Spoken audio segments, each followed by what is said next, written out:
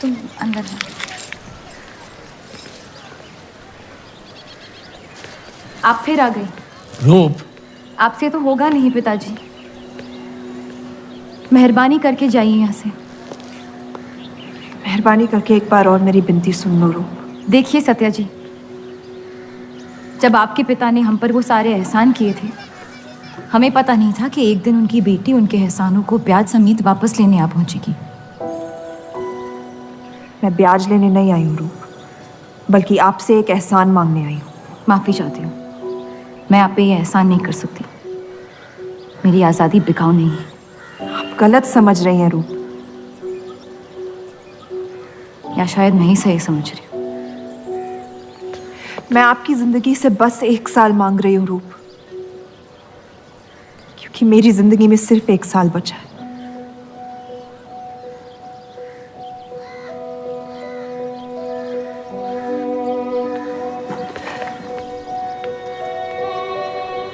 एक बार ठंडे दिमाग से सोच लो बेटा।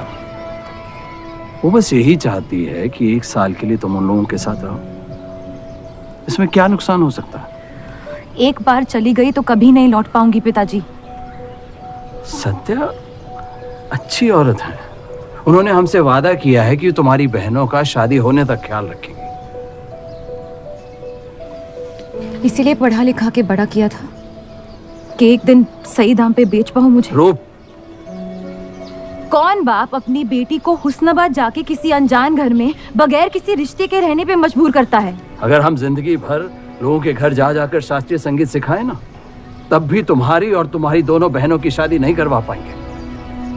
और एक बड़ी बहन होने के नाते तुम्हारा ये फर्ज है।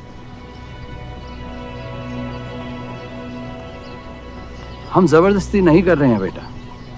सत्या को हम बचपन से जानते हैं। वो हमसे बेहतर तुम्हारा ख्याल रखेंगे। बाकी फैसला तुम्हारे हाथ में।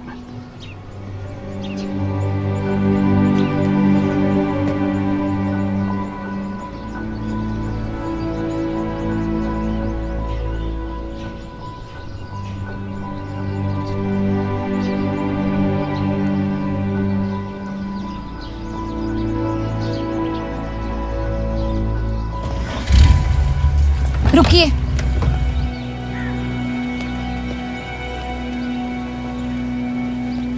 चलूंगी मैं आपके साथ, लेकिन मेरी एक शर्त है। आपके पति को पहले मुझसे शादी करनी पड़ेगी। मैं उस घर में सिर्फ आपके पति की पत्नी बनकर आऊंगी, उपपत्नी।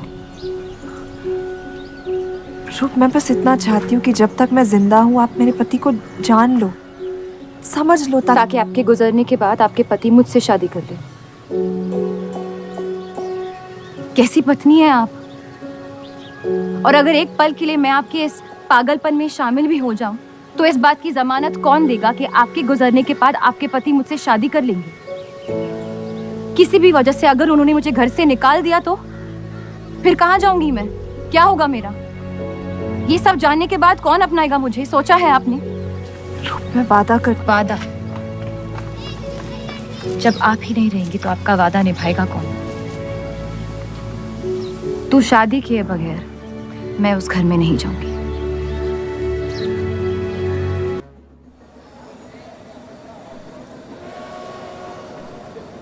दो और लड़कियां बाहर बी के यहाँ गाना सीखने आई हैं। उनके सामने अपनी पतलून बंद रखना।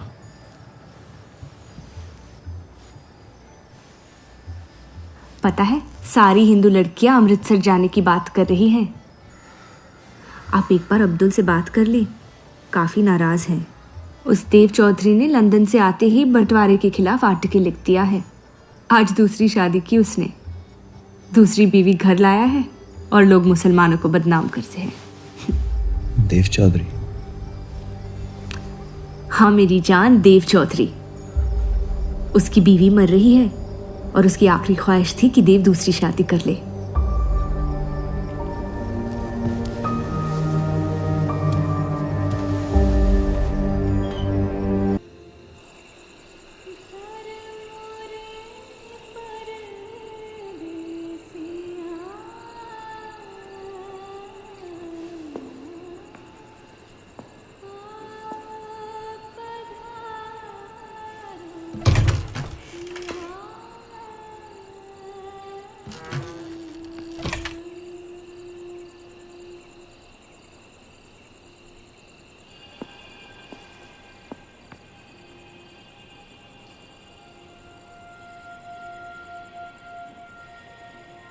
मैं अपनी पत्नी से बहुत प्यार करता हूं। मैं नहीं जानता कि सत्या ने आपको ये शादी के लिए राजी कैसे किया, लेकिन मैंने ये शादी सिर्फ उसकी खुशी की खातिर की है। मुझे गलत मत समझिए, आपको इस घर में पूरी आबरू के साथ रखा जाएगा। इस रिश्ते में इज्जत होगी, प्यार नहीं होगा। आप मुझसे जितनी कम उम्मीद रखेगी, तकलीफ उतनी कम होगी। उम्मीद करता हूं कि आपका दिल मुझसे बड़ा हो और वक्त के साथ ना मुझे माफ करती रहे। शादी की रात को ही रुखसती दे दी। क्योंकि आपने एक ऐसे आदमी से शादी की जिससे आप कभी पहले मिली भी नहीं थी। बल्कि कई दिनों तक मैं जानती भी नहीं थी वो दिखते कैसे हैं। मेरे गुस्से में लिए गए एक फैसले ने हम चारों की जिंदगी बर्बाद कर दी।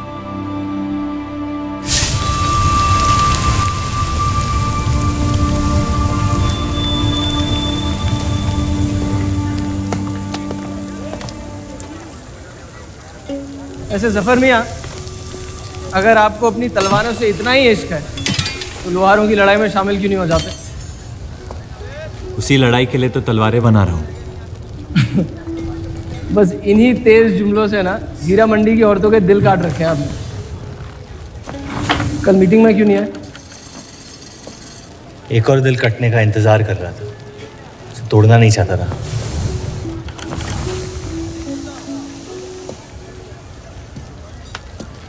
देखिए जफर मियाँ, अगर औजार बनाने की मशीनें आ गई ना तो हमारे कारखाने बंद हो जाएंगे। इस बार हमारी कौम पे नहीं, हमारे पेट पे हमला हुआ।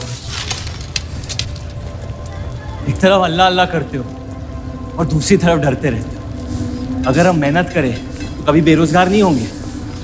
और रही आपके आवाम हक पार्टी की मीटिंग और बंटवारे की बात, तो मैं हरामी। मुझे खुद के अब्बा ने उनका नाम तक नहीं दिया। जो आदमी अपने हक के लिए नहीं लड़ा, वो आवाम के हक के लिए क्या लड़ेगा? चलिए छोड़िए।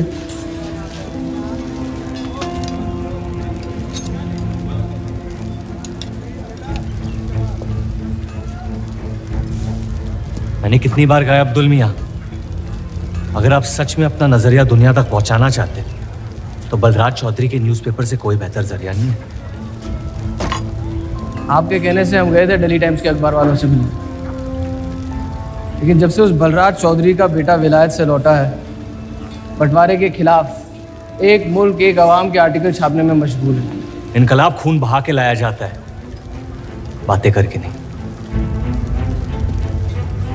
सही कहा आपने जफर मियाँ, बिल्कुल सही फरमाया। चलिए आ जाइए हमारी तरफ।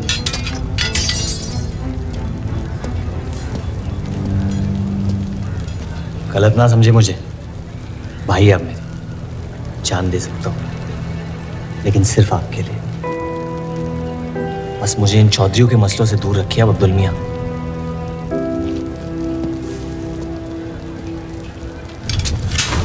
देव, आपको थोड़ा ख्याल रखना। ये एक मुल्क एक आवाम का आर्टिकल लोगों को हजम नहीं हो रहा। धर्म के नाम पे अंग्रेज हमारे देश का बंटवारा कर रहे हैं, जिससे फ्यूचर में किसी का फायदा नहीं होगा। लेकिन उनके बिना हम अपना देश भी तो नहीं संभाल पा रहे। उसके बारे में क्यों नहीं लिखते हैं आप?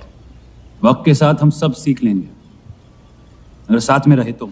इस मकसद का मसीहा तुम्हें किसने बनाया? मैं बस एक आवाज हूं जिसमें लोगों तक पहुंचने की ताकत है, या बहकाने की ताकत? या उन्हें सही राह दिखा रहा हूं, जिस सही राह में यकीन आप भी करते हैं, बस सियासत से डरते हैं। ये मत भूलिए कि हम यहाँ माइनॉरिटी हैं और मुस्लिम लीग दिन ब दिन ताकतवर होती जा रही है। आप अपने दिमाग से सोचें, दिल से नहीं। अगर मैं ऐसा कर पाता तो फिर बात ही क्या थी। कभी कभी दिमाग का दिल से हार जाना जरूरी होता है।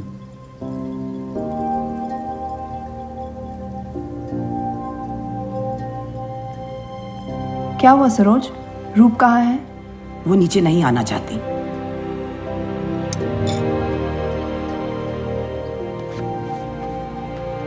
चलता हूं। कोई बात नहीं, उन्हें उनका नाश्ता कमरे में ही दे दे। जी। देव को हमेशा लगेगा कि मैंने उसके साथ ज्यादती की, लेकिन आपने जो किया है सही है। जिंदगी पर भरोसा रखिए, उसने जो उलझाया है वही खुद सुलझाएगी।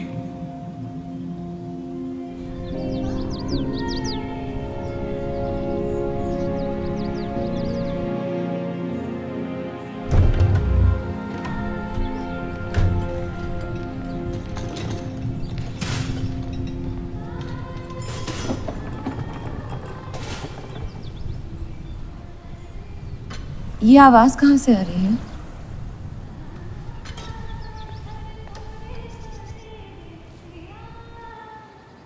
बहार बेगम की हवेली से। किसी जमाने में हुस्नाबाद की सबसे मशहूर मुजरे वाली हुआ करती थी, लेकिन फिर उन्होंने नाचना छोड़ दिया।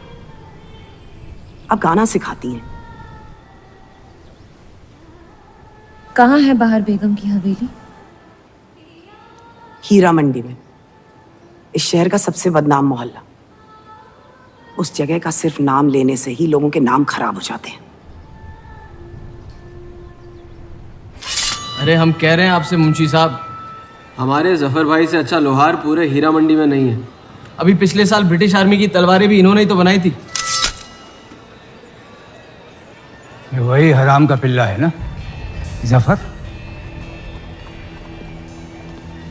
वो कहाँ से आए हैं उससे क्या फर्क पड़ता है? आप उनका काम देखिए ना। मुझे फर्क पड़ता है अब्दुल साहब। एक तो ये नाजायज और ऊपर से माफ कीजिएगा मुसलमान मुंशी जी, अगर मेरे पैसे लेकर भाग गया तो मैं तुम्हारा घर। लोगों के काम पे तवज्जो देना सीख, उनके बाप के नाम पे नहीं। लेकिन ये बड़ी बात तेरी कम अकल नहीं समझ पाएगी। छोड़ दे, छोड़ दे जफर, मैं कह रहा हूँ जफर छोड़ दे। छोड़ दे जफर।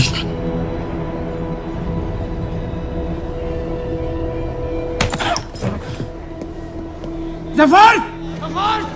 वो लिहाज तो है नहीं इन लोगों में।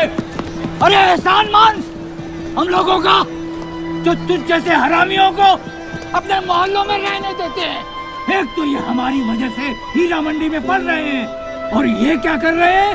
कचरा बढ़ा रहे हैं, कचरा।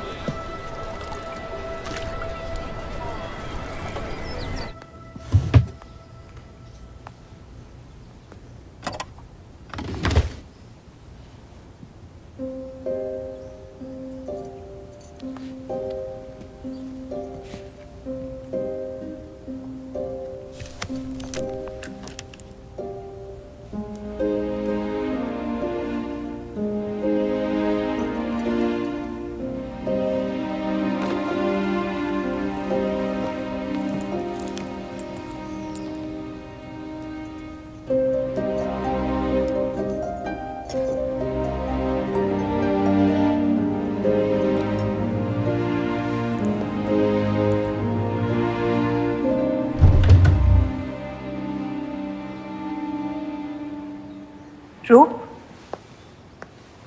कब तक कैद रहेंगी आप अपने कमरे में?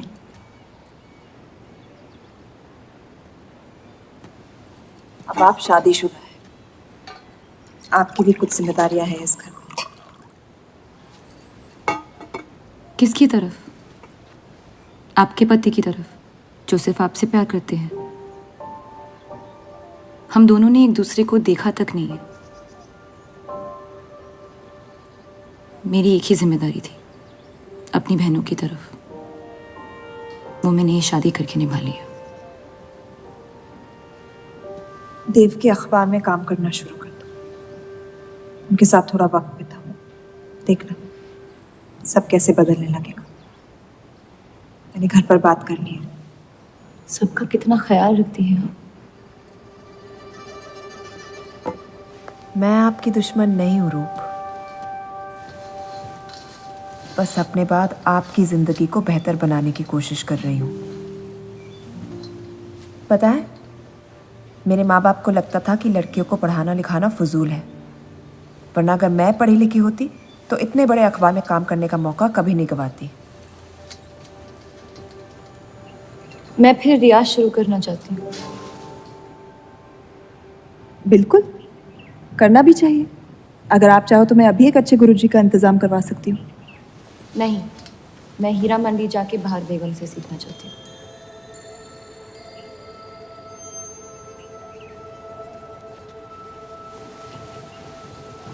कम वक्त में काफी ज्यादा जान रही हैं इस शहर को आप, पर इस घर के उसूल को नहीं जानती। आप संगीत सीख सकती है मगर हीरा मंडी कभी नहीं जा सकती। अगर मुझे हीरा मंडी जाने नहीं दिया तो फिर मैं अखबार के लिए भी काम नहीं करूंगी। मत करो, कैद कर लो अपने आप को अपने गुस्से में, लेकिन याद रखना अपनी किस्मत आपने खुद लिखी है, अपनी मर्जी से। अब यही आपकी जिंदगी है रूप, और जितनी जल्दी आप इस बात को समझ जाएंगी बाकी जिंदगी उतनी जल्दी आसान हो जाएगी। आपका मेरी जिंदगी पे कोई हक नहीं है। आपका है।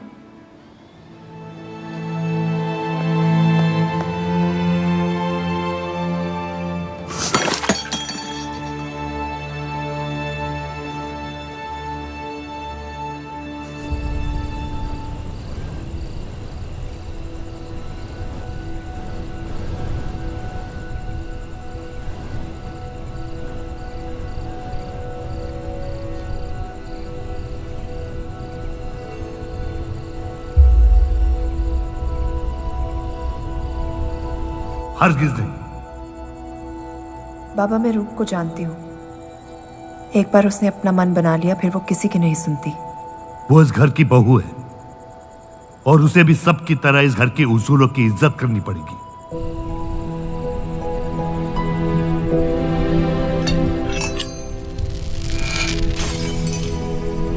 आपके कहने पर हमने उन गलियों की तरफ देखा तक नहीं,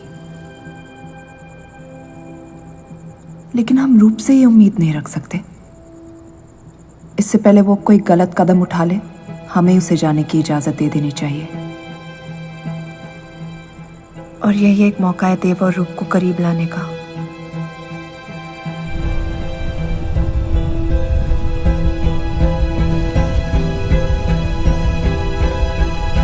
रूप, ये क्या कर रही हैं आप? रूप। हाँ, भाभी जी आपको बुला रही हैं।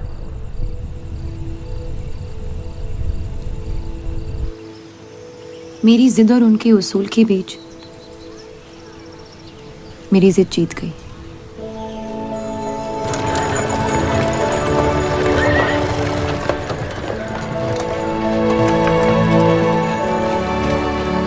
देव चौधरी की ये एक मुल्क एक समाज वाली बातें सुनने में तो बहुत अच्छी लगती, लेकिन गौर फरमाई, एक तरफ ये बंटवारे के खिलाफ है और दूसरी तरफ ये स्टील के कारखाने लाने की कोशिश कर रहे हैं। मतलब दोनों ही तरफ से हम भूखे मत। हमें और एडवर्टाइजमेंट की जरूरत है। अगर यही हाल रहा तो हफ्ते में सिर्फ 3 दिन पेपर छाप पाएंगे। सर, पिछले हफ्ते जिस विस्की कंपनी के इश्तेहार डाले थे वो इस हफ्ते भी इश्तेहार डालने को तैयार है। उसी शराब के इश्तेहार की वजह से पूरा हफ्ता मुस्लिम सेक्टर ने अखबार नहीं खरीदा। बहुत अच्छे पैसे दे रहे हैं विस्की वाले। अहमद की बात सही है, किसी और को ढूंढना पड़ेगा। कॉस्मेटिक्स और साड़ी।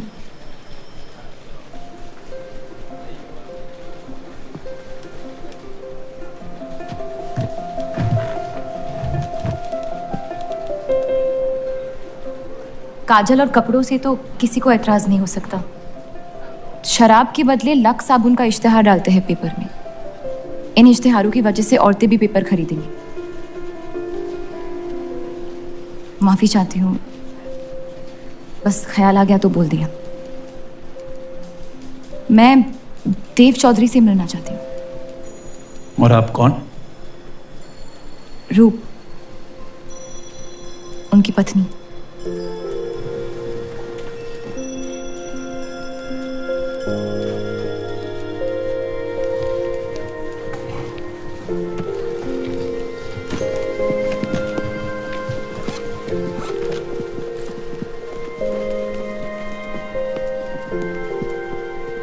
आनंद जी।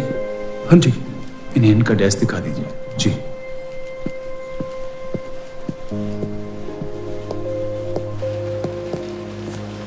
myself अनंत पाल। नमस्ते। वैसे ये कौन है?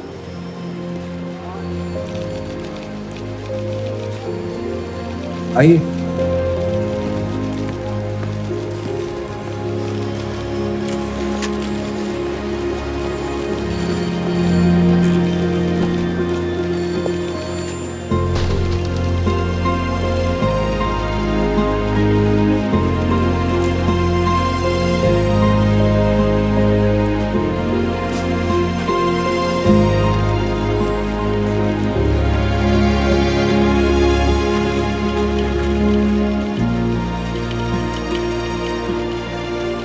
कमाल है, पति पत्नी एक दूसरे को जानते तक नहीं। निकाह हुआ है इनका शायद। उस दिन अगर पर्दे के पीछे आप भी होते तो देव साहब को पता नहीं चलता।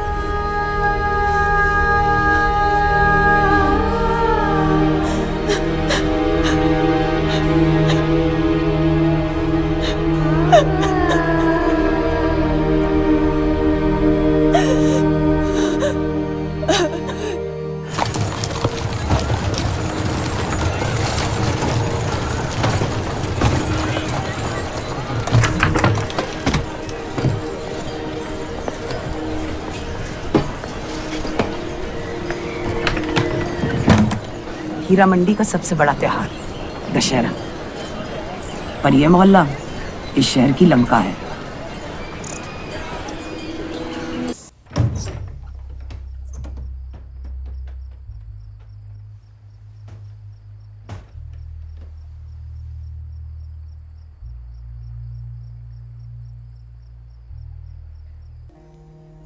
एक अरसे के बाद ऐसी आवाज सुनी है जिसमें दर्द भी है और सुकून भी। अपना फैसला बदलने के लिए शुक्रिया। अभी तो सिर्फ तारीफ की है, शुक्र बेइज्जती का करते हैं, क्योंकि असली काबिलियत उसी से मिलती है।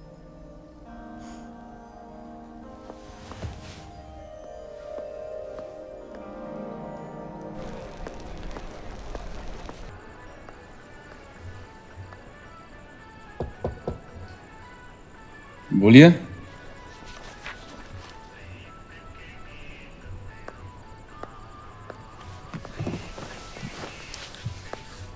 आपसे ऑफिस में बात करनी थी, लेकिन मौका नहीं मिला। किस बारे में? मैं आपकी कंपनी में सिर्फ हाजिरी नहीं देना चाहती, काम भी करना चाहती हूँ। मैं एक आर्टिकल लिखना चाहती हूँ। किस मुद्दे पे? हीरा मंडी पे। उस इलाके के लोगों को देख के लगता है कि हर घर में कई कहानियां छुपी हुई है। अगर आप कोई ऐसी कहानी ले आए जो पढ़ने लायक हो तो छाप देंगे।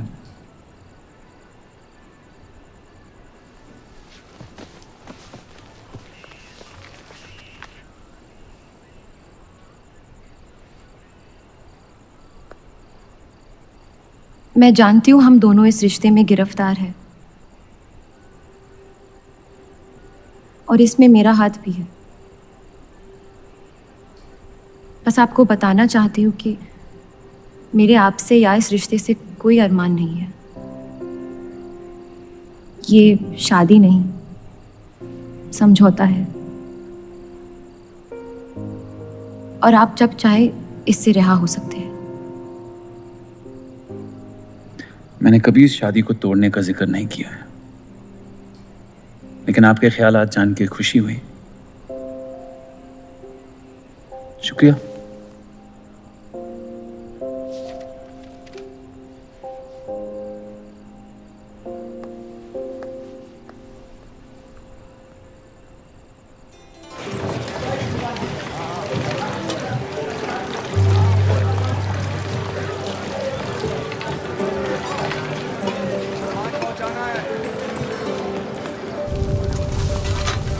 सुनिए, ये अब्दुल खां कहाँ मिलेंगे? जफर भाई, एक मुलाकात में लौटने में मजबूर कर दिया। आइए, आज मन भर देता हूं आपका, लेकिन आपसे मेरा मन नहीं भरेगा। वक्त जाया हो जाएगा मेरा। मैं शादीशुदा हूँ। तो मुझे कौन सा निगाह पड़ना था आपसे? मैं अब्दुल खां से मिलना चाहती हूँ। क्यों? आपको क्यों बताऊं? तो फिर मैं आपको क्यों बताऊं कि अब्दुल कहाँ है? मैं हीरा मंडी और उसकी लोगों की कहानियों पर एक आर्टिकल लिखना चाहती हूँ। तो इसलिए आप तवाइफ के कोठे पे आई थी? ये कोई तरीका है बात करने का? तवाइफ को ताजमहल कह दूंगा तो उसकी किस्मत नहीं बदल जाएगी। सारी औरतों को एक ही नजर से देखते हो? नजर तो एक ही रहेगी, लेकिन आप चाहे तो नजरिया बदल सकती है मेरा। मेरे ऐसे कोई शौक नहीं है। होंगे भी कैसे? अपनी शादी के हालात में गिरफ्तार जो है। लेकिन अगर आप चाहे तो आपके अधूरे अरमा पूरे कर सकता हूं मैं। बहुत ज्यादा बदतमीज है आप। शुक्रिया। अब्दुल जी। जी, मैं डेली टाइम्स से हूँ।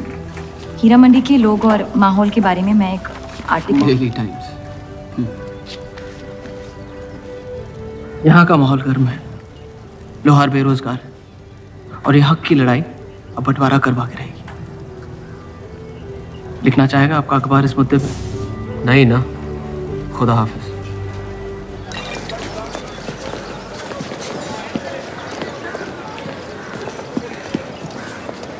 क्या चाहिए? उसका जवाब मत देना। बस पूछना चाहता हूँ, आपका काम हो गया? आपको अचानक क्या हो गया? नहीं, वो अब्दुल मियाँ बड़े तंग मिजाज के, पूरा दिन बंटवारे के लड़ाई में उलझे रहते हैं। हमें क्या लेना? जब तक हमारा इलाका हमारा है, सब ठीक है। चलो, शुक्र है कम से कम अपने इलाके की तो इज्जत करते हैं आप। मुझ पे यकीन करना मुश्किल हो सकता है, जानता हूं। और क्यों है इस इलाके से इतना लगाव? खूबसूरत लड़कियां रहती हैं यहाँ। खूबसूरत भी और आसान भी।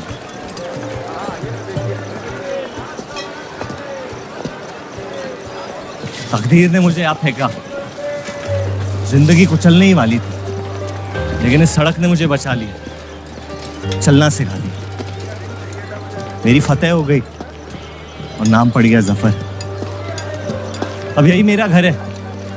ये गलियां नहीं होती तो मेरी कोई पहचान नहीं होती।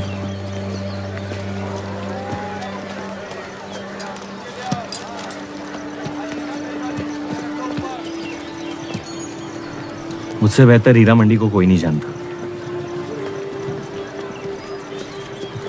तो रुक। बहुत अच्छा है आपका, माशाल्लाह।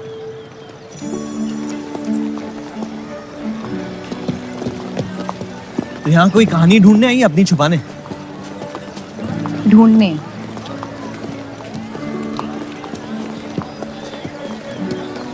अपनी शादी में खुश हैं आप? आपने कहा था कि आप शादीशुदा हैं, खुशी का कोई जिक्र नहीं हुआ था। कोई तो हद होगी आपकी। हदें तो सरहदों की होती है, सोच की नहीं। और वैसे भी अगर सवाल उठा है मन में तो पूछ लेना चाहिए। कहानियां सोच सोच के वैसे ही आधी दुनिया पागल हो। तो सियासी मसलों से दूर इस इलाके में ऐसे कुछ कमाल की चीजें हैं, अगर आप देखना चाहे तो। देखना चाहती हूँ। हिम्मत है मेरी दुनिया में कदम रखने की? मेरे पास खोने को कुछ है ही नहीं।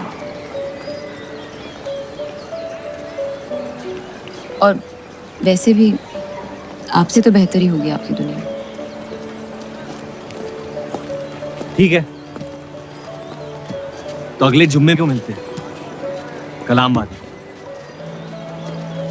फिक्र ना करें, मैं इजाजत या कीमत के बगैर औरतों को हाथ नहीं लगाता।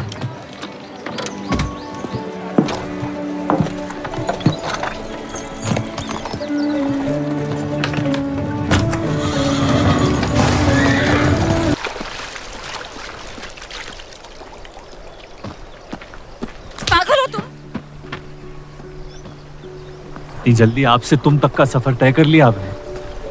क्यों बुलाया मुझे यहाँ? आप कहानी ढूंढ रही थी, मैंने आपको एक किस्सा दिखा दिया।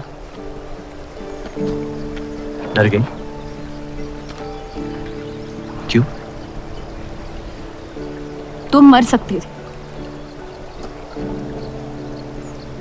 मौत हक है,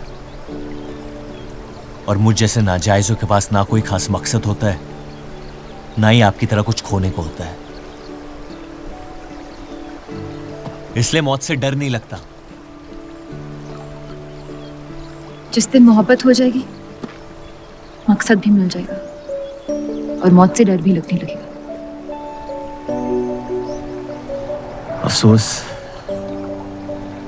आपकी ख्वाहिश शायद कभी पूरी नहीं हो पाएगी। मजा आता है मुझे इस खेल में। मैंने तुम जैसा नमूना कहीं नहीं देखा। है ही नहीं मुझ जैसा मैं कहीं।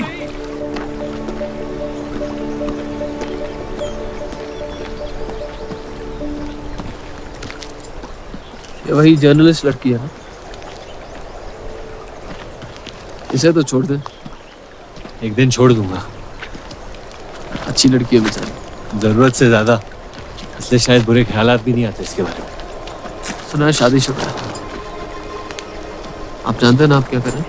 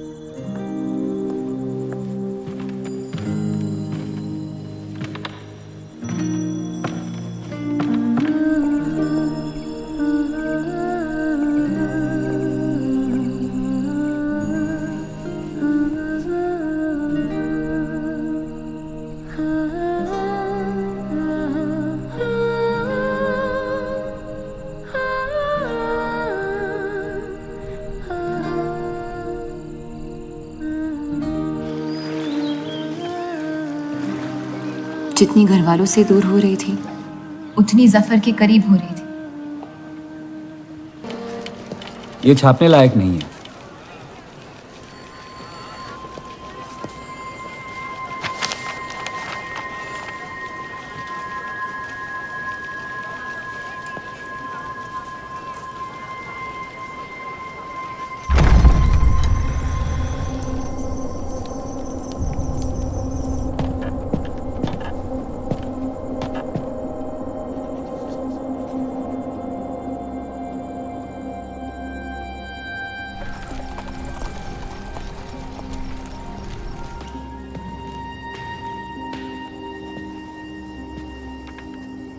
हीरा मंडी के लोहार आ जाए थे मुझे मिलने। आपको उनकी बात सुन लेनी चाहिए, वरना वो हमारे मुस्लिम स्टाफ को स्ट्राइक पे जाने पर मजबूर कर सकते। बाबा, साफ साफ बताइए किस बारे में बात करना चाहते हैं आप? रूप।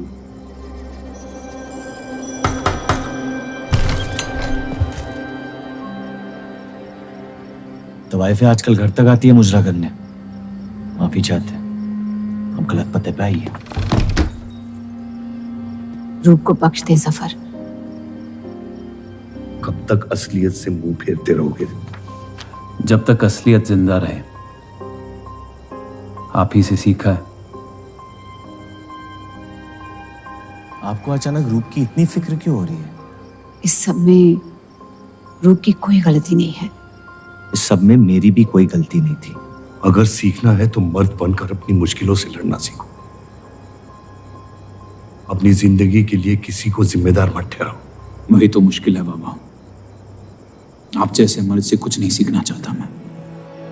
आप अब्दुल को इस्तेमाल करके अवाम को उनकी प्रेस के खिलाफ भड़का रहे हैं, मोर्चे करवा रहे हैं, और हम आपसे कुछ नहीं कह रहे हैं। लेकिन रूप, दूसरों की गुनाह की सजा दूसरों की नहीं, उसे आपकी गुनाहों की सजा दी जा रही है अम्मी।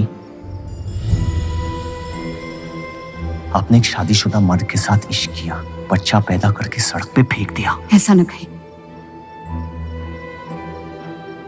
17 साल के थे हम, मोहब्बत हो गई थी उनसे, और आज तक उससे हम रिहा नहीं हो पाए। गलती हो गई जिसे आज तक मैं सुधार नहीं पाया। होशो हवास में की गई गलती गलती नहीं होती, बेईमानी होती है। और आज तक आपने अपने इस गुनाह को कबूल करने तक की हिम्मत नहीं की। हमारी मोहब्बत ने हमें खुद कर्ज बना दिया था। हमने बच्चा इसलिए रखा ताकि बलराज के और करीब हो पाए, लेकिन वो हमसे और दूर चले गए।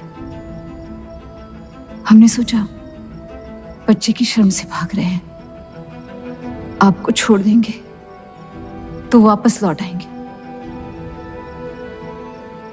फिर हम समझ गए कि वो आपसे नहीं हमसे भाग रहे थे। हम आपको लेने वापस आए थे, लेकिन आप नहीं। है कि हुई चीजें अक्सर सड़ जाती है अम्मी। हमारा रिश्ता भी अब हमेशा के लिए सड़ चुका है। अब आपकी मैयत के अलावा मेरे पास और कोई वजह नहीं है आपके पास लौटने की। देव,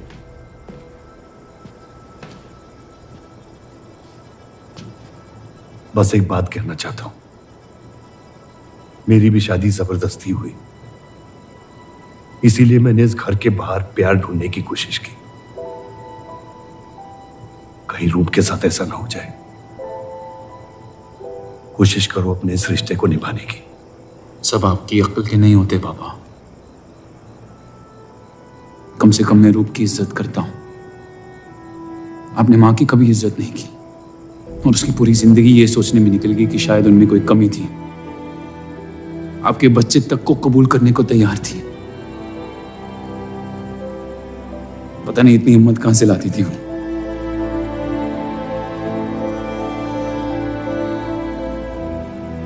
अगर आप मान जाते तो हमारा घर बिखरने से बच सकता था, लेकिन आपका घमंड आपकी गलतियों से भी बड़ा था।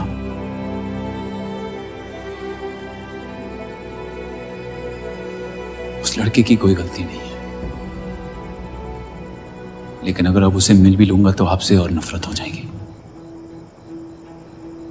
हमारा घर आपने बर्बाद किया है, लेकिन वजह वो है। तो मुझे अपनी रिश्ते कैसे निभानी चाहिए इस बात की सलाह आप ना ही दे तो बेहतर है।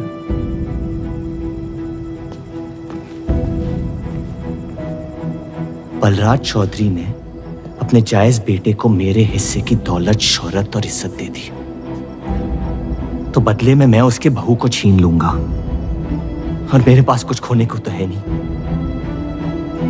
हरामियों का कोई वजूद नहीं होता, उनका कोई ईमान नहीं होता, किसी को उनकी जरूरत नहीं होती है।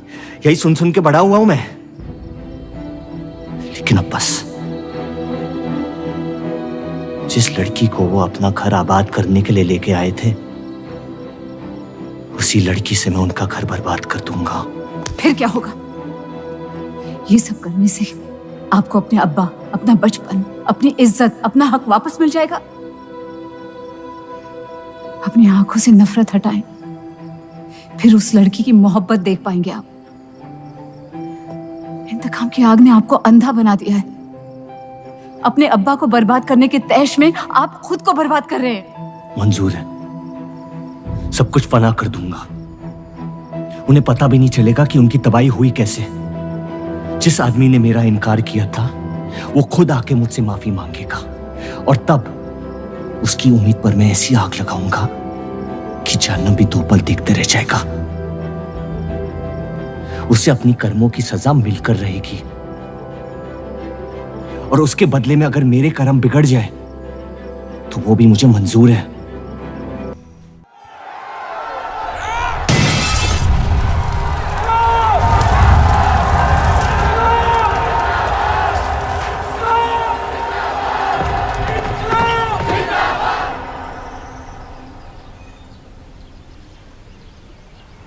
जफर को हीरा मंडी में पहचानते सब थे, लेकिन वो है कौन ये कोई नहीं जानता था। वापस जाने का मन नहीं करता?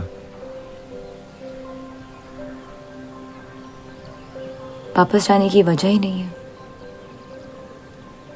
पीढ़ियों से हम ये काम कर रहे हैं, हमारे बच्चे इसी की खा रहे हैं। अब अगर ये अंग्रेज औजार बनाने की मशीन ले आए तो लोहार बेरोजगार हो जाएगा। आज हमारे साथ हो रहा है, कल किसी भी कारीगर के साथ हो सकता है।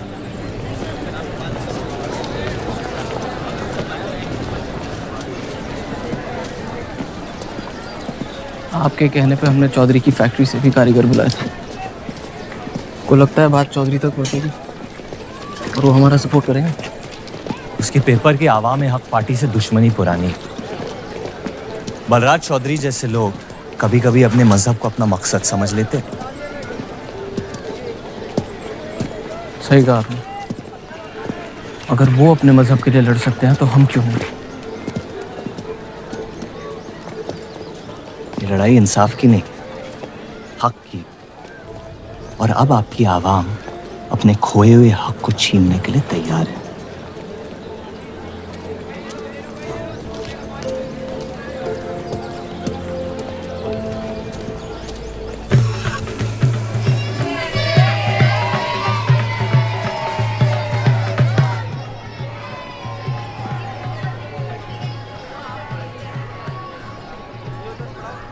सत्या चौधरी मरने वाली है।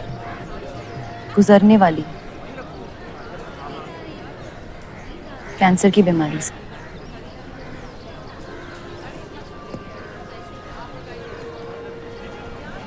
और उसके मरने के बाद क्या होगा?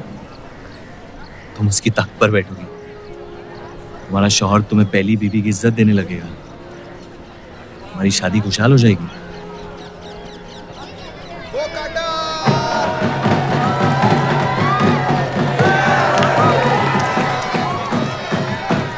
ये त्योहार बहुत पसंद हुआ करता था मुझे। फिर क्या हुआ?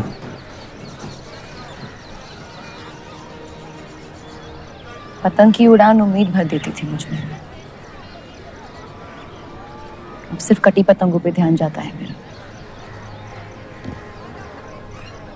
यहाँ के लोग अपने पतंगों से बेहिसाब इश्क करते हैं, लेकिन इन्हें अपनी उड़ाने से ज्यादा दूसरों के गिराने में मजा आता है। तुम हर चीज में बुराई ढूंढते हो। हाँ, अगर तुमने मेरी जिंदगी जी होती ना, शायद तुम समझ पाती कि मेरी नजरों में इतना अंधेरा क्यों।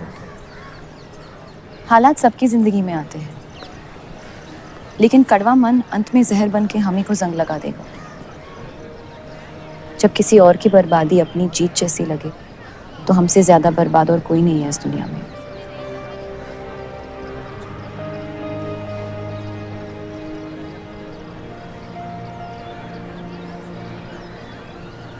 तुम्हें कभी प्यार हुआ है?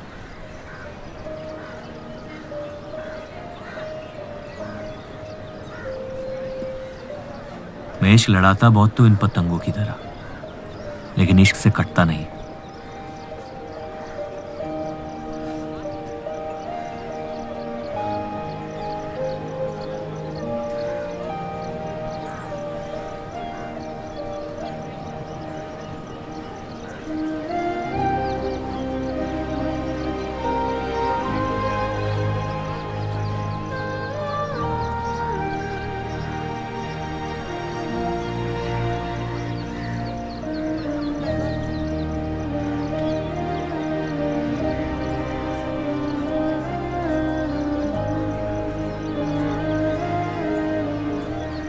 निकलना चाहिए,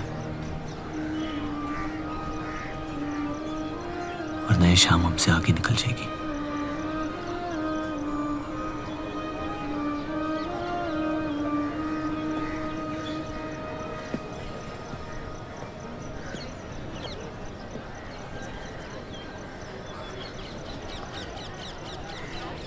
आप सही थे, मेरे अंदर कुछ बदल गया है। सफर की वजह से मुझे लगता है मुझे आप शादीशुदा हैं। वो शादी नहीं सौदा है। सोचना गलती है, लेकिन उस पर अमल करना गुनाह है। आपके अलावा और किसी को नहीं पता। मुझे लगा आप समझेंगी। कोठा चलाते इसका मतलब ये नहीं कि धोखा देने के लिए हमसे इजाजत ली जाए। मैं आपकी बेइज्जती नहीं करना चाहती थी।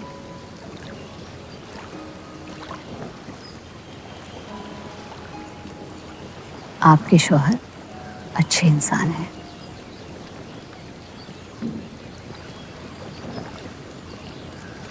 सिर्फ अच्छाई काफी होती है पूरी जिंदगी बिताने के लिए।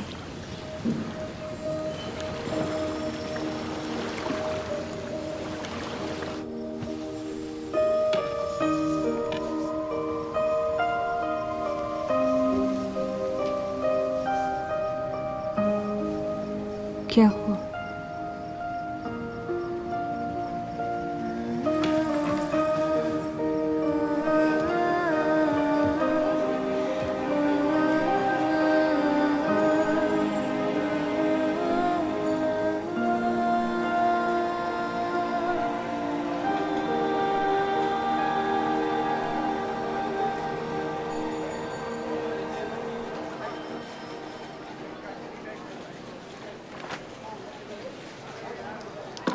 मुझे कुछ वक्त चाहिए सोचने के लिए। सोचना क्या है?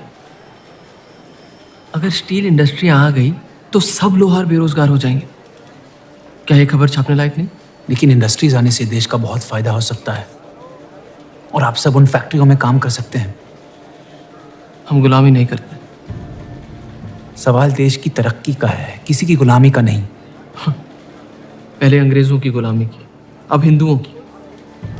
यही करता रह जाएगा मुसलमान यहाँ। बात को पलटने की कोशिश मत करिए। अगर हम हर जाति बहस में धर्म को घसीट लेंगे तो ये देश हमेशा चलता रहेगा। मुस्लिम लीग इलेक्शन जीत चुका है। अब आप मुल्क की नहीं, बस अपनी फिक्र कीजिए। सबकी फिक्र करने की आदत है मुझे, और यही फर्क है आप में और मुझ में। मैं लोगों के हालात का इस्तेमाल करके उन्हें बहकाता नहीं। सही कहा आपने। बात मजहब की ही है। एक बार हमने अपना मुल्क बना लिया ना, तो फिर हमारी चीखें तो जाया जाएंगी नहीं। लेकिन तब आपकी चीखें कौन सुनेगा देव साहब?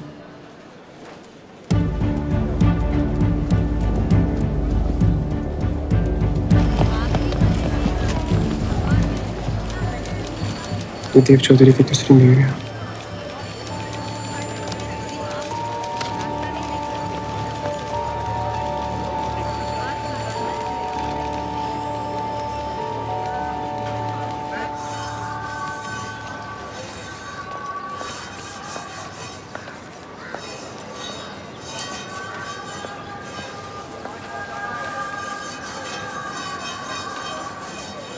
मुंशी जी तुम्हें कॉन्ट्रैक्ट देना चाहते हैं।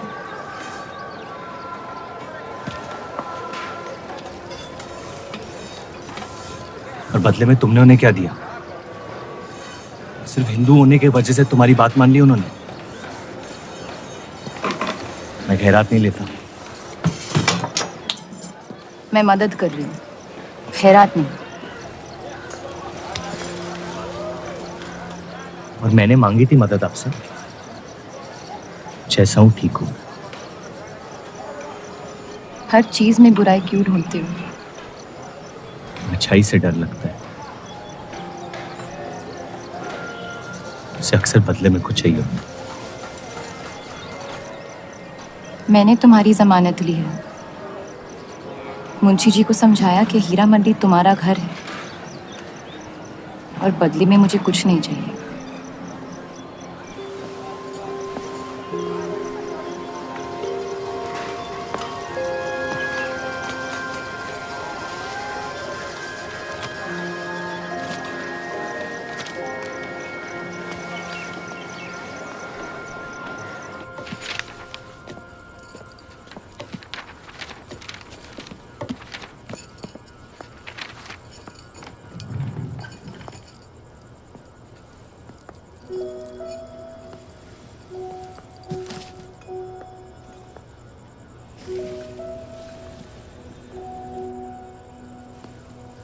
पढ़ना पसंद है? बहुत। आपको? बहुत। वो कैबिनेट मिशन का आर्टिकल बन गया? नहीं, कुछ बात नहीं बन रही है। शायद वो हमारा आखिरी आर्टिकल हो जिससे आप एक मुल्क एक अवाम की सोच को आगे बढ़ा सके।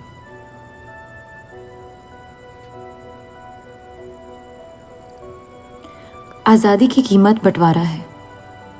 जितनी जल्द हम इस बात को मान ले उतना फायदा होगा।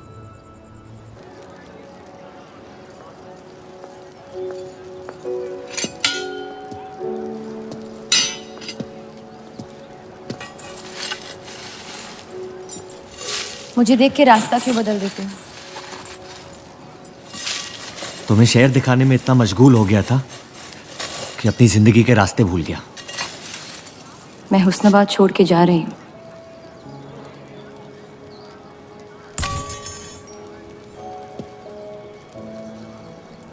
अजीब है ये जिंदगी भी। पहले मुझे यहाँ आना नहीं था और अब यहाँ से जाना नहीं है। मुझे यकीन है कि तुम्हारे शौहर जहाँ तुम्हें लेके जाएंगे तुम वहाँ खुशी ढूंढ लोगी। मैं उनसे प्यार नहीं करती, ना ही वो मुझसे करते हैं।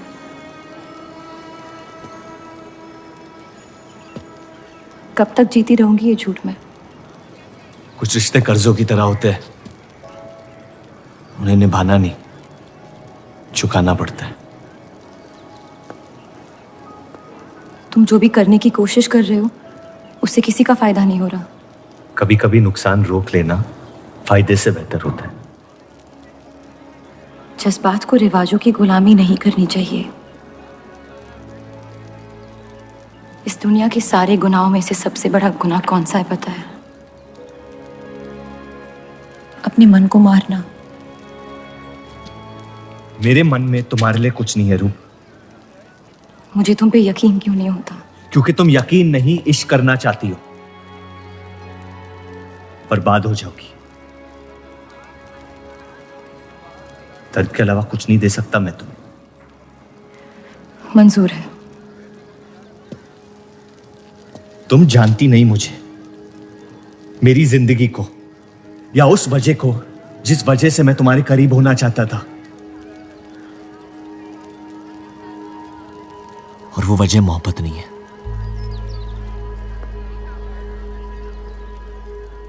प्यार ना करने की 1000 वजह मिल सकती है डर के बाजार में, लेकिन प्यार करने की सिर्फ एक ढूंढनी होती है, अपने दिल में। मुझे अपनी वजह मिल गई है, बाकी तुम्हारी मर्जी।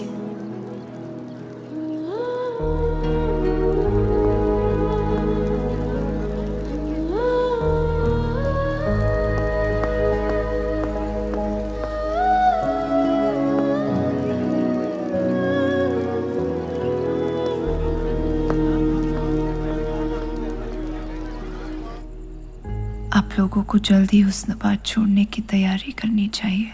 मैं आपके बगैर कहीं नहीं जाऊंगा।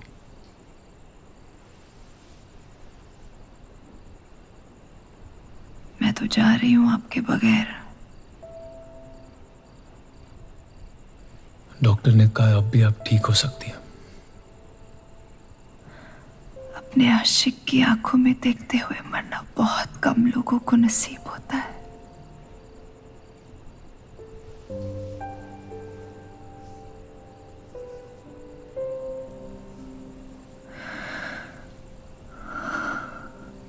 सुकून के आंसू है, बह जाने दीजिए। मेरा सुकून तो लेके जा रही हैं आप। अब क्या करूंगा जिंदगी का मैं?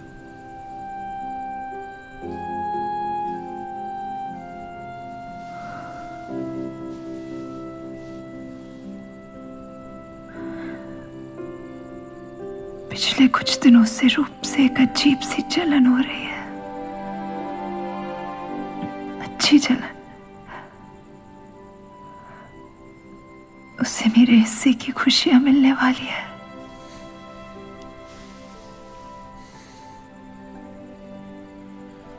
आपकी जगह कोई नहीं ले सकता। मैं उसे अपनी जगह देना चाहती हूँ।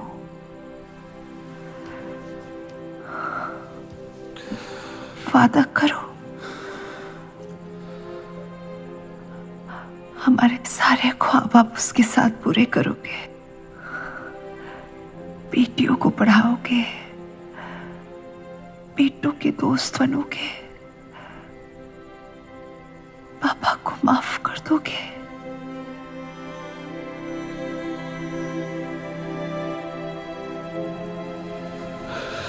मुझे मत छोड़ो सत्या, रुक जाओ।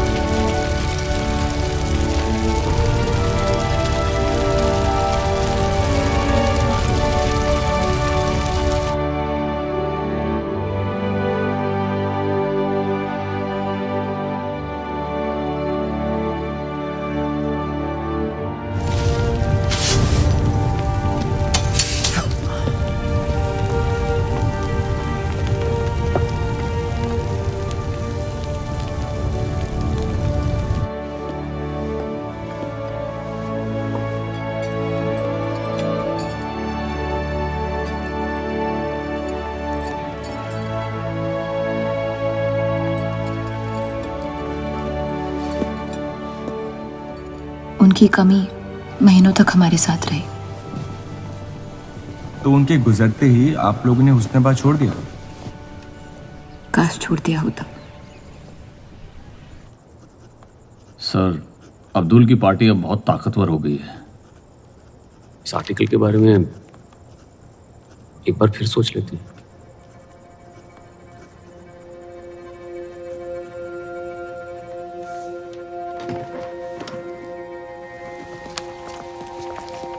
ईद मुबारक। आपको भी।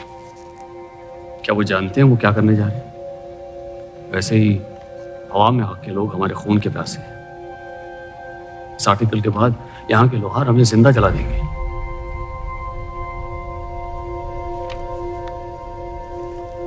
खुदा हाफिज़।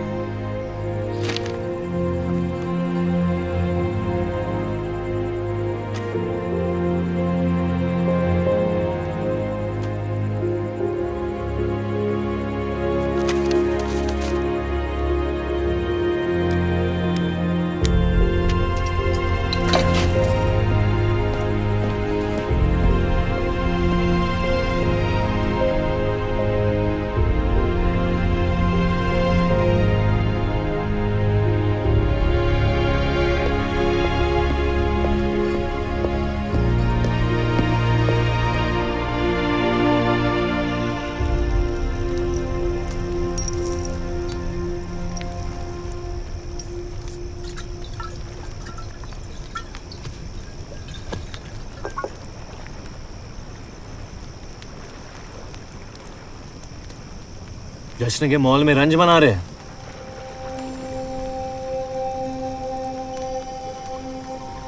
किसने कहा मैं रंज बना रहा हूं? जश्न में लोग मिलकर शराब पीते हैं।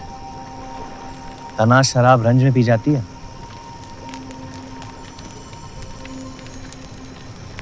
बस अपनी जिंदगी से कुछ लम्हे चुरा के अपने आप के साथ वक्त बिताना चाहता हूं। लोगों की तरस से भरी आंखों से थक गया हूं।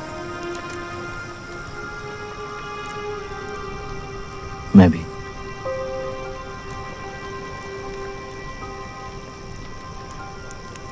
तो आपके रंज का राज क्या है? आपके हाथ में ना शराब है, ना आप जश्न में शामिल होना चाहते हैं।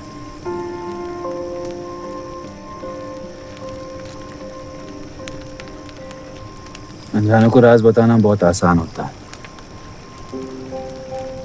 मन भी हल्का हो जाता है और इज्जत भी बनी रहती है।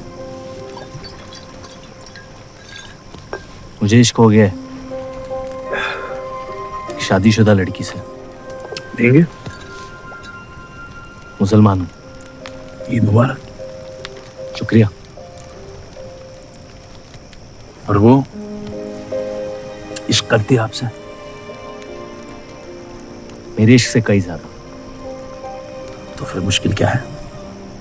काश आप उसके शोहर होते, ये किस्सा यही निपट जाता।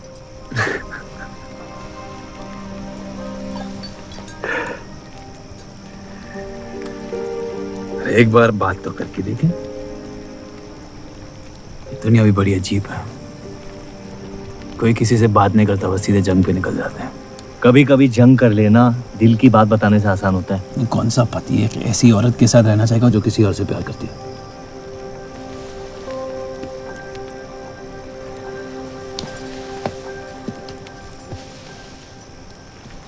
लेकिन इसमें एक और राज है। वाह वाह, मैं कहानी सुनने आया था, आपने कटहरा खड़ा कर दिया। मसला ये है कि मैंने उसे सिर्फ आधे सच बताए। तो पूरे बता दो। इतना आसान नहीं है। अक्सर इतना ही आसान होता है।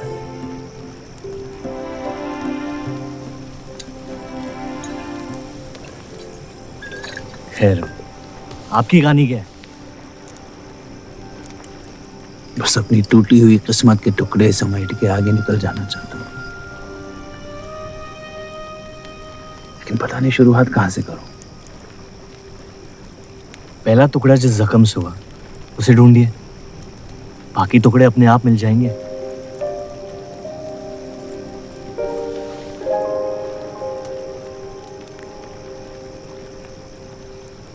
तो कितनी औरतों के साथ सोए आप? ये कैसा बेहुदा सवाल है? मतलब एक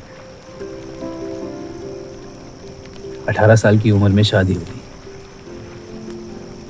आप कितनी लड़कियों के साथ सोए हैं? उतनी गिनती नहीं आती है मुझे।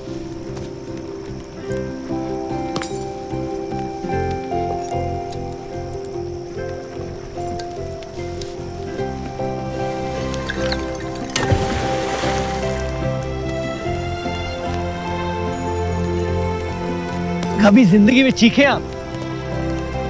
आइए, आज गला फाड़ के जिंदगी को बोल देते हैं, उसके धोखों से हारेंगे नहीं हम।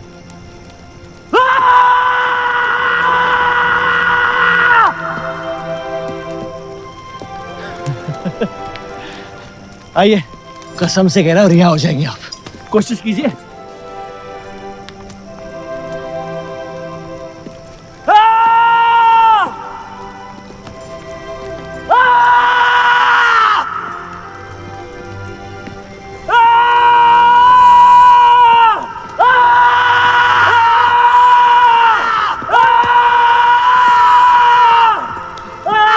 बस बस बस।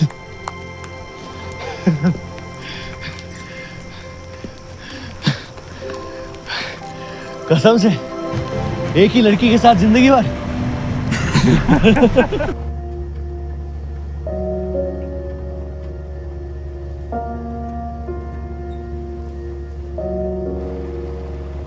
अब या तो आप अलग हो सकती हैं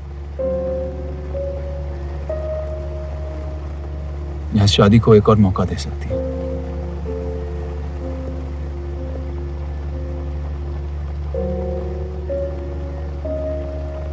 आप जो फैसला लेंगी मुझे मंजूर है।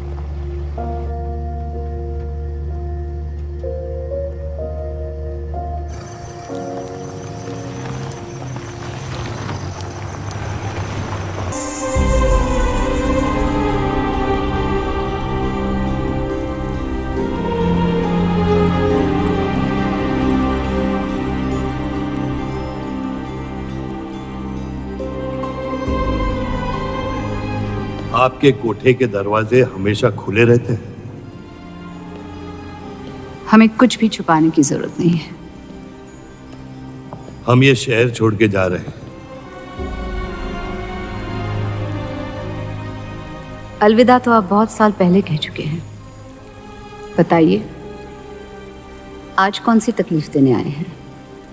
वक्त बदल गया, लेकिन आप नहीं बदली बाहर जान। अब अपने बेटे को इस्तेमाल करके आप हमारे खानदान को तबाह करना चाहती हैं। समझाइए उसे, रूप हमारी बहू है। खुदा के मजाक का भी जवाब नहीं। जिस आदमी ने इतनी जिंदगियों का तमाशा बनाया, आज वो अपनी इज्जत बचाने के लिए गुजारिश करने आए हैं। वक्त ने आपको भी नहीं बदला बलराज साहब। हमने आपको साफ साफ समझाया था कि हमारा रिश्ता गलत था, लेकिन आप सच्चाई बर्दाश्त नहीं कर पाई और जिंदगी भर हमसे धोखा करने का तमाशा करती रही।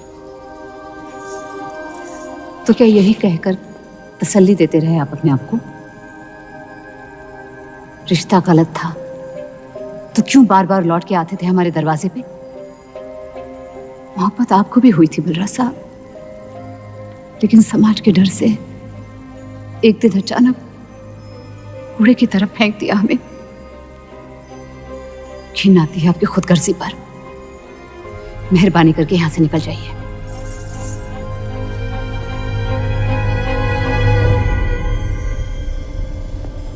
वाह, क्या रहमत बरसाई है खुदा ने मुझ पे आज। बरसों बाद अम्मी को मिलने आया था, साथ में अब्बा भी मिल गए। एक तरफ बहार बेगम जिसने मुझे फेंक दिया और दूसरी तरफ बलराज चौधरी जो कल तक मुझे कबूल नहीं कर रहा था और आज मुझसे भीख मांगने आया है। क्या चाहते हो तुम? कि हम तुमसे अपने खानदान की इज्जत की भीख मांगे? छोड़ दो उन्हें। लेकिन वो काम तो आपका है, अपनों को छोड़ देना। आपको क्या पता है खानदान क्या होता है? वैसे भी माशाअल्लाह सिर्फ अल्लाह जानते कि मेरे कितने भाई बहन घूम रहे हैं। मेरा सिर्फ एक खानदान है जिसे मुझे तुम दोनों से बचाना है। तो फिर कह दो अपनी बहू से कि मुझसे इश्क करना छोड़ दे।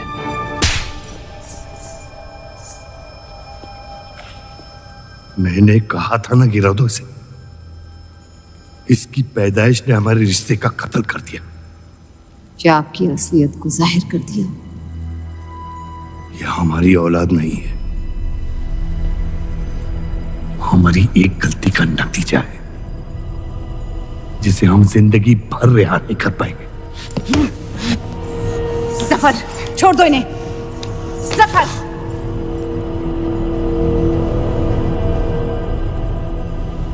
हमारे साथ जो भी करना है कर लो, लेकिन हमारे गुनाहों की सजा हमारे बेटे को मत दो। उसने कुछ नहीं बिगाड़ा तुम्हारा।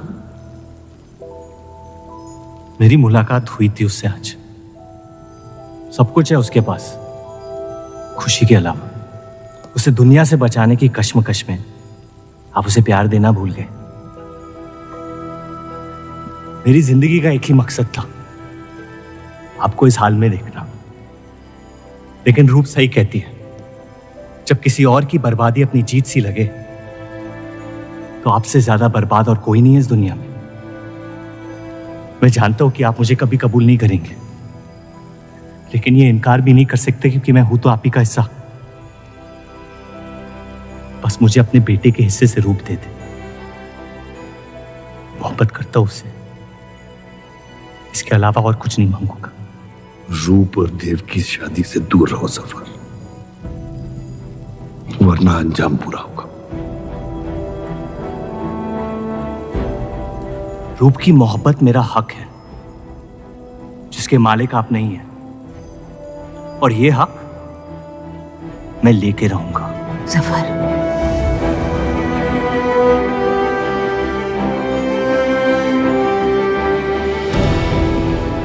हम जानते हैं कि आप हमारी किसी भी बात पर राजी नहीं, लेकिन इस बार आप जानती हैं कि हम सही हैं।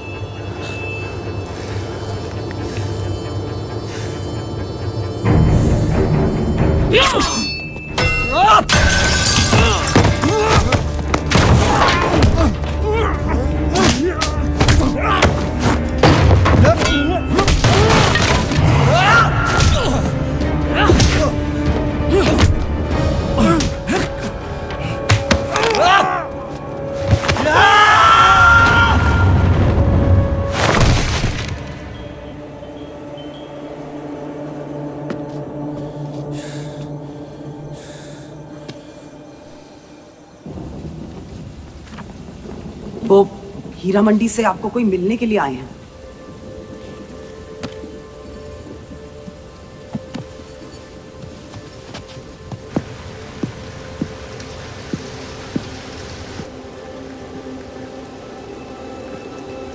क्या हुआ मियाँ?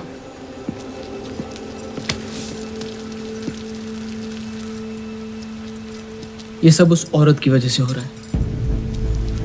मुझे तो यकीन भी नहीं हो रहा कि चौधरी इस हद तक गिर सकता है आपको तकलीफ देने के लिए। इसमें रूप का कोई हाथ नहीं।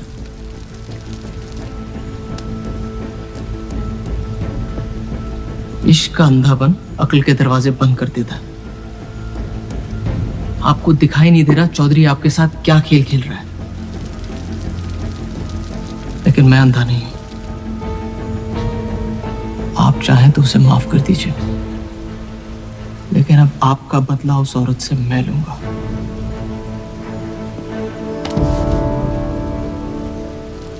अगर उसे हाथ लगाया तो हमारे रिश्ते के साथ आपकी गर्दन भी काट दूंगा मैं।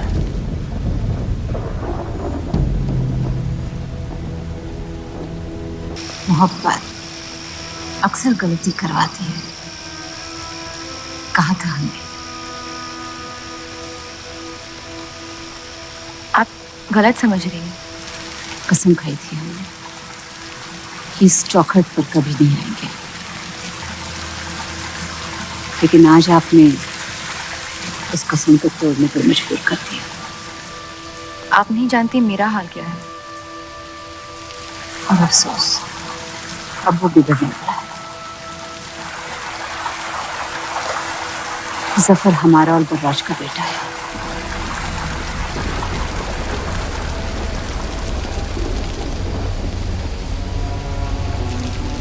उसने आपका इस्तेमाल किया है इस घर को बर्बाद करने के लिए। वो मोहब्बत करता है मुझसे, देखा है मैंने उसकी आंखों में। शुरुआत से झूठ बोला उसने आपसे। उसने अपने हालात में कुछ गलतियां की होगी, लेकिन हमारी मोहब्बत सच्ची है। पढ़ी लिखी हैं आप, अक्लमंद हैं। हीरा मंडी का लड़का है वो। उसकी जिंदगी में बिस्तर के बाहर किसी भी औरत की कोई कीमत नहीं है, और आपसे तो हम बिस्तर भी नहीं होना चाहता था। बस वो यही चाहता है कि किसी भी तरह भरे बाजार में बलराज चौधरी को जलील कर पाए, और आपके अंधे इश्क ने उसके सपने को पूरा करने का मौका दिया। यही सच्चाई है, मान ली। अगर आप अपने शौहर को छोड़ के उसके पास भी चली जाती तो वो आपको कबूल नहीं करता। मोहब्बत उससे करते हैं जो आपकी इज्जत कर सके, आपसे आपकी मोहब्बत से ज्यादा मोहब्बत कर सके। रूप, आप उसका इश्क नहीं, इंतकाम है, और वो सिर्फ अपने इंतकाम से मोहब्बत करता है।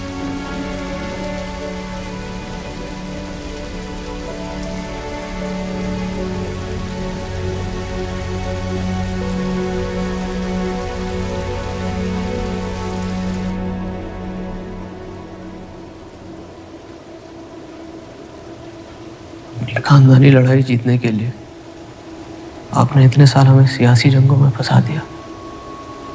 सही कहते हैं सब, हरामियों का कोई ईमान नहीं होता।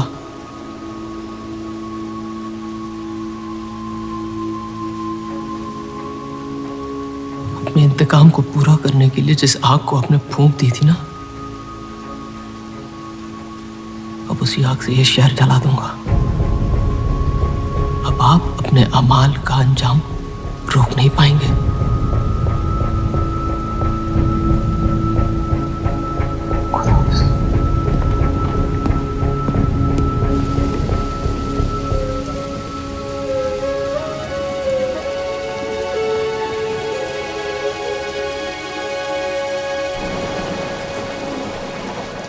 जरूरी था। जफर हमसे नफरत शुरू से करते हैं, थोड़ी और कर लेंगे, लेकिन इस तरह उनकी जान तो बच जाएगी। क्या फायदा जान बचाने का जब आपने जीने का मकसद ही छीन लिया। नाजायज मोहब्बत का अंजाम अक्सर तबाही होता है।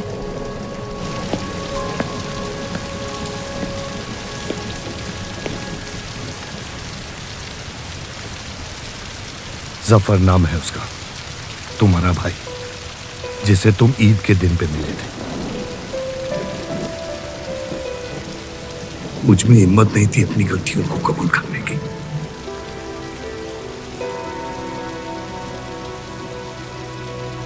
माफ कर दो मुझे।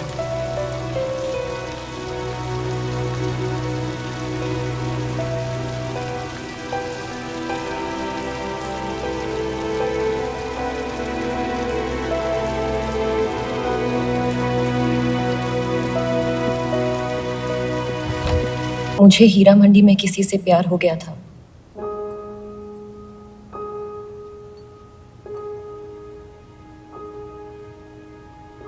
आपने शुरुआत से मुझसे सच कहा है। अब जब हम इस शादी को ठीक तरह से कायम कर रहे हैं, मैं आपको अपना सच बता देना चाहती हूँ। इस रिश्ते में इज्जत होगी, प्यार नहीं होगा। उम्मीद करती हूँ आपका दिल मुझसे बड़ा हो और वक्त के साथ आप मुझे माफ करते रहे।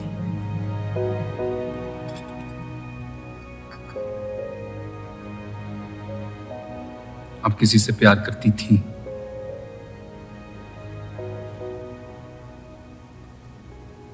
फिर क्या बदल गया? मैं उनकी इज्जत नहीं करती। और प्यार खत्म हो गया?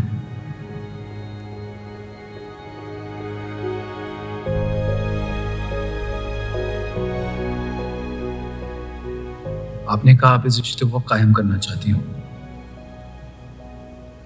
अब क्यों?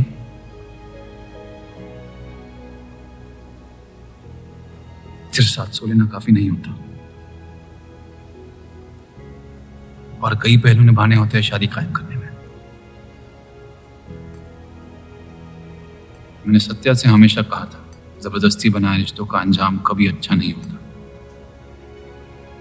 उसकी खुशी की खातिर अपनी कुर्बान कर दी मैंने, और कहीं आपकी खुशियों का भी कत्ल हो गया, इसके लिए मैं बहुत शर्मिंदा था।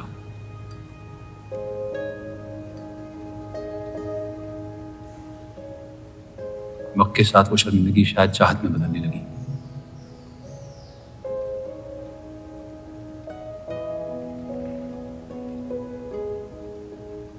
आपकी पूरी जिंदगी आपके सामने बाकी है। गुस्से में किए फैसले अक्सर गलतियों में तब्दील होते हैं। एक बार अपने आप से सच बोल के देखिए, इस रिश्ते को और मुझे उतनी इज्जत तो दे ही सकती हो आप।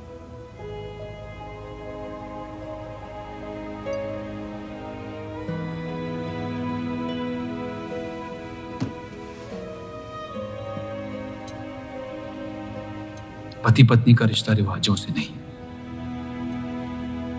प्यार से बंधना चाहिए।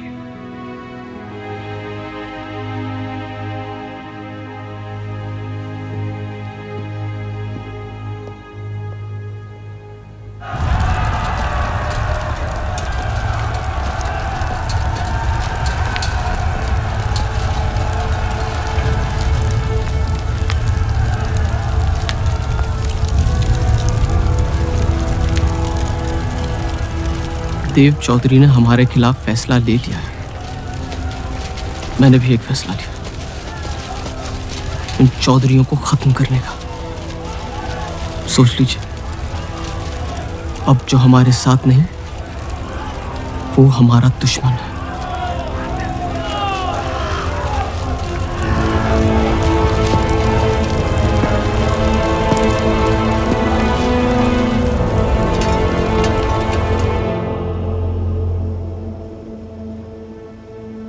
सरोज जी,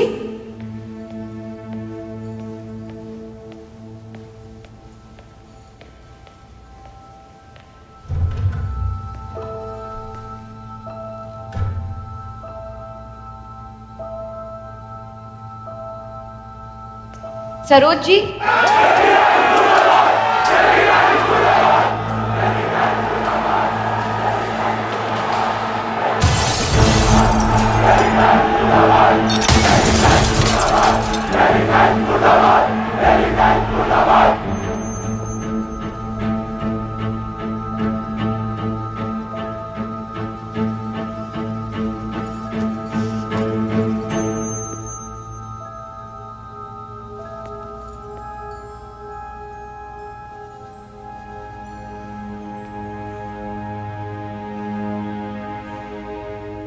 माफ कर दो मुझे। बस यही कहने आए हो? क्या फर्क पड़ता है? वैसे भी तुमने अपना फैसला ले लिया है ना? पूरी शिद्दत से तुमसे प्यार किया और बदले में तुम ईमानदारी तक नहीं कर पाए। इतना मुश्किल था मुझसे सच बोलना।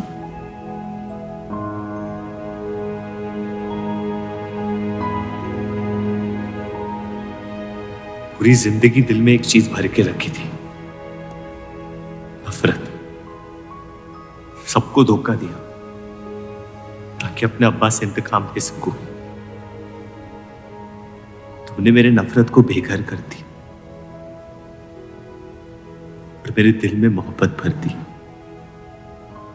तो मेरे दिल को बदल रही थी। मैं डर गया तुम्हारी मोहब्बत से, जो सब इस घर से चाहता था तुमने मुझे दिया। अगर तुम्हें सच कहता तो खो देता। झूठ बोल के पा लिया क्या मुझे? हम एक दूसरे के नसीब में नहीं है रूह, यही खुदा की मर्जी। तुम्हें कभी मुझसे प्यार हुआ ही नहीं? अगर मुझे इसका जवाब देना पड़ा तो तुम्हारी मोहब्बत में सवाल उठ जाएंगे।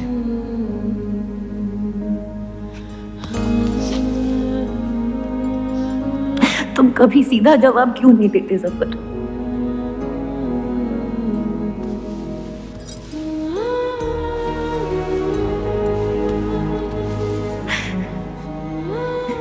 एक बार कह दो,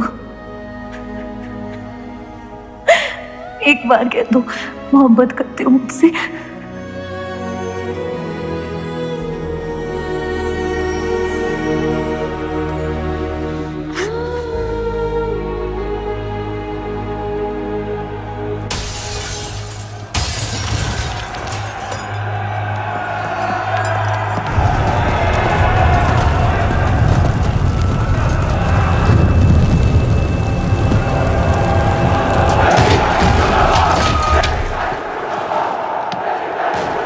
पीछे के दरवाजे से। चलिए आनंद जी।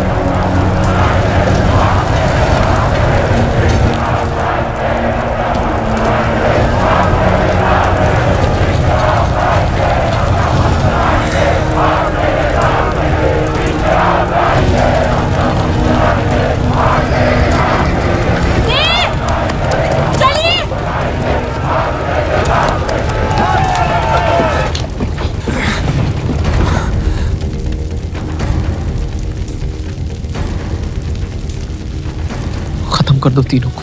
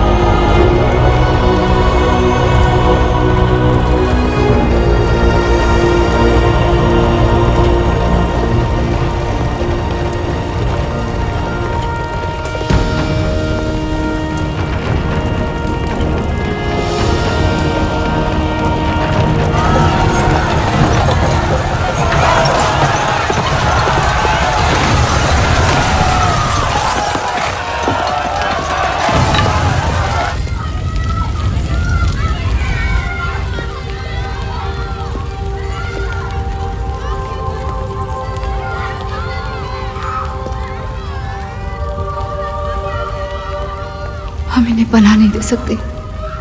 सारे हिंदुओं को मुसलमानों के घरों में ढूंढा जा रहा है। ये यहाँ सलामत नहीं है। आप इन्हें स्टेशन ले जाइए। चलो हमारे साथ। हम अपनी हिंदू लड़कियों को छोड़कर नहीं जा सकते। अब चलिए मेरे साथ अम्मी। जहाँ हमारी पैदाइश हुई थी शायद वही हमारी मौत आएगी। जाइए, अब जाइए।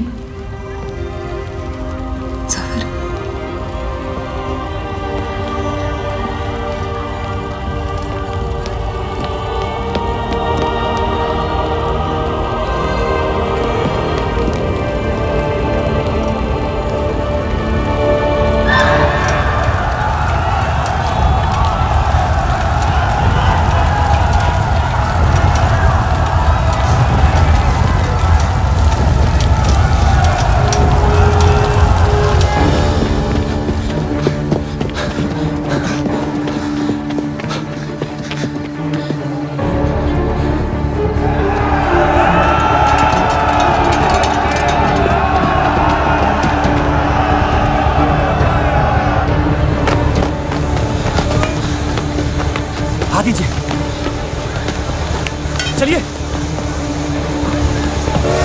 इस तरफ।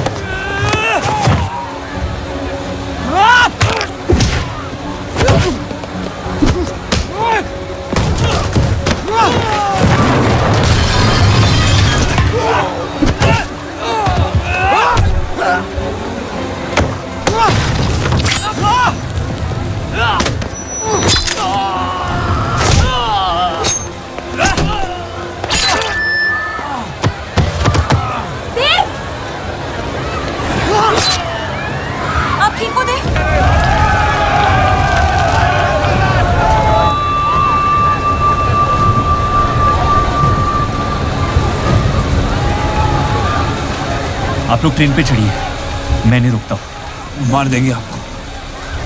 ये मेरे लोग हैं, मुझे कुछ नहीं करेंगे।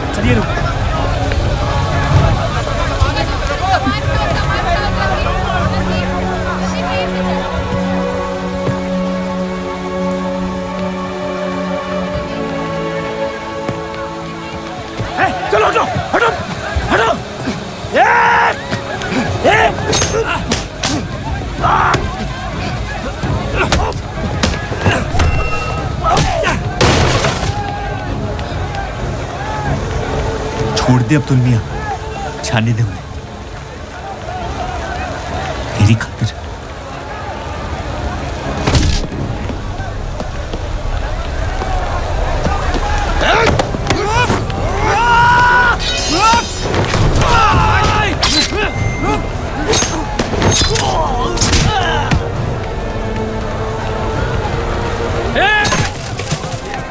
जफर!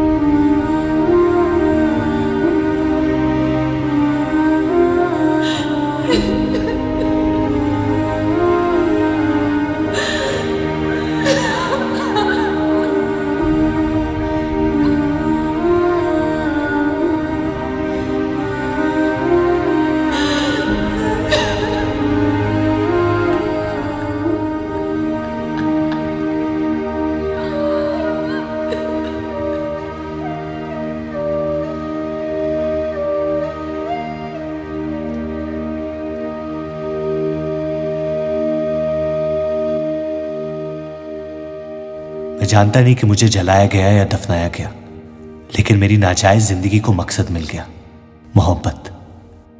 और वो मोहब्बत हमेशा जिंदा रहेगी।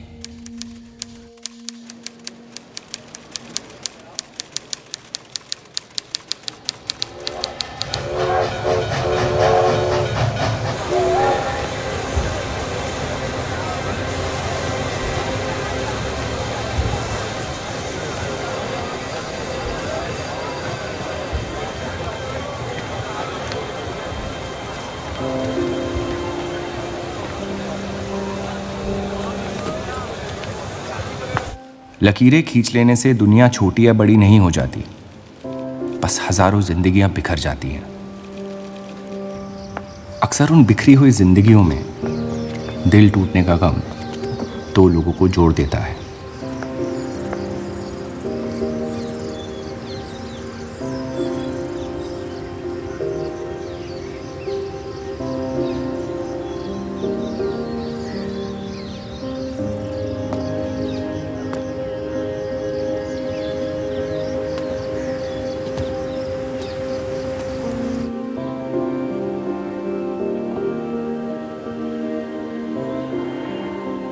डेली टाइम्स अखबार के देव और रूप का किस्सा भी बंटवारे की उन हजारों कहानियों में से है जो इतिहास की चीखों में कहीं खो जाएंगी।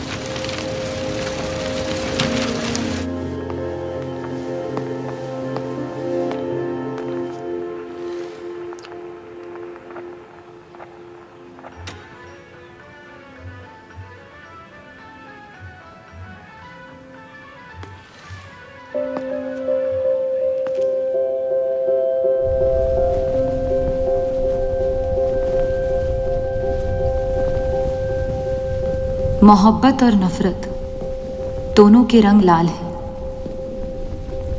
लेकिन फर्क ये है कि नफरत से दुनिया बर्बाद हो जाती है और मोहब्बत में खुद बर्बाद होना पड़ता है।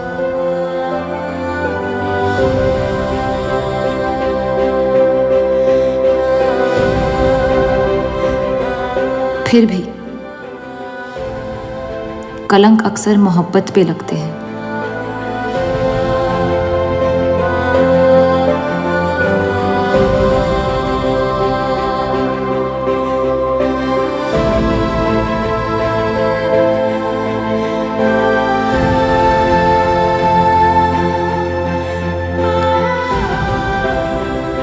हमारी ये कलंक से रंगी मोहब्बत कभी मिटेगी नहीं,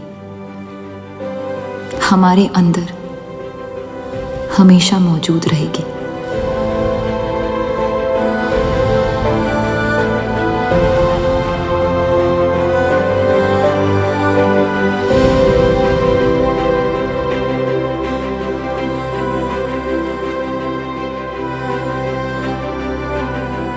अब फैसला आपके नजरिए का है। आपने इस कहानी में क्या देखा? कलंक या मोहब्बत?